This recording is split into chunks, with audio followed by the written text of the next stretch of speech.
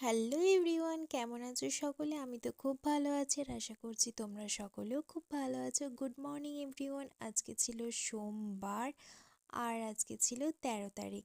তো দূর থেকে দেখে বুঝতেই পারছো যে আমরা কোথায় যাচ্ছিলাম। আজকে আমরা মায়াপুর যাচ্ছিলাম। তো সবাই মিলে রেডি শেডি হয়ে মায়াপুরে আমরা চলে এলাম।